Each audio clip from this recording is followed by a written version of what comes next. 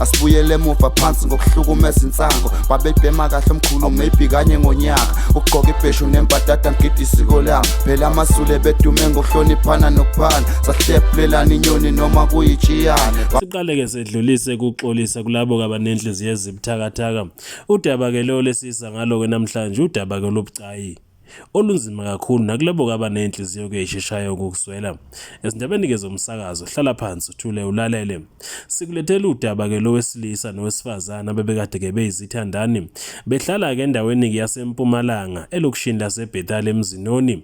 Nokuyilapho ke khona kwenzeke lesi sigameko. Lesi sigameko salezi zithandani kuthiwa kowesilisa ubeke sedubula ke bulala ke lowesifazane abekade ke thandana naye. Lo wesilisa ngokomthombo kothembekile waleli phephandaba kuthiwa kungokudabwa kwaNongoma endaweni yakoMbuzi lapho ke dabuka khona. Kanti nalo wesifazane kuthiwa naye futhi kuphuma kulona lelawantu lasezulu laKwaZulu Natal khona futhi kwaNongoma.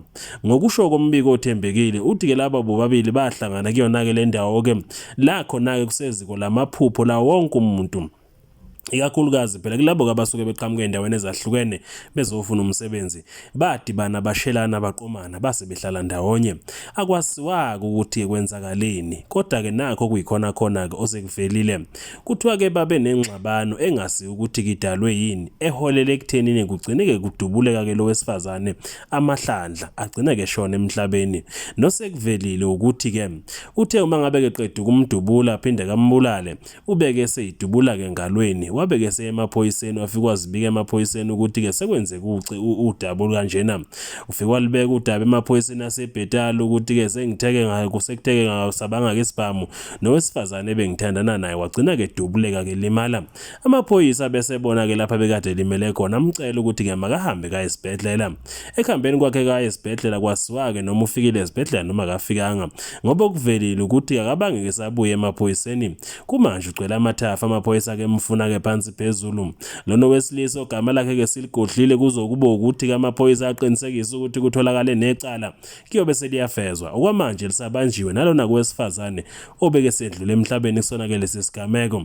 Kulesi sigameko okufakwe phakathi bona ke laba ke bobabili namhlanje ke abantu abasazibuza ukuthi kahle kahle kwenzakaleni kuthiwa ke ubeke sedlula ke emhlabeni njengoba kuthiwa ke inxabano ke iqaleke lapha ke estradini ke sokuqala noma ku First Street E1 yaze yakhuphuka indaba yaza uma ke estradini ke sesithathu nokuyilapho kuthiwa ke ibeke seyiphelela ke khona lo wesifazane kuphangalele khona lapho uthiwa kudabwa kwaceza. Owesilisa udabuka koMbuzi bebekade ke beyizithandani badubulana ke khona lapho kwabeke seyadlula ke emhlabeni ke lo wesifazane nokungatholakali kahle kahle ngempela ukuthi ke yini lena ke edala ukuthi ke mabaze ke baze badubulane kuze kufike la khona ke bebulalana kodwa kosekuvelile ukuthi ke nembala ke ucela amathafa ke owesilisa amaphoyisa kaseMpumalanga asihambe ke aza ayofika endaweni yakwaNongoma ezama ukumthola nembala katholakala ukuze ke ezozikhulumela yena ukuthi kahle kahle kwenzakalani njengoba ke kwazi kwaholela ekutheni ke gcine ke dubuleka ke lo wesifazane sedlula ke emhlabeni akekho kunesiqiniseko sokuthi ikahle kahle kube yini ingxabano. Siyaxolisa kulabo abanenhliziyo ezibuthakathaka nakulabo abathintekayo kulolu daba.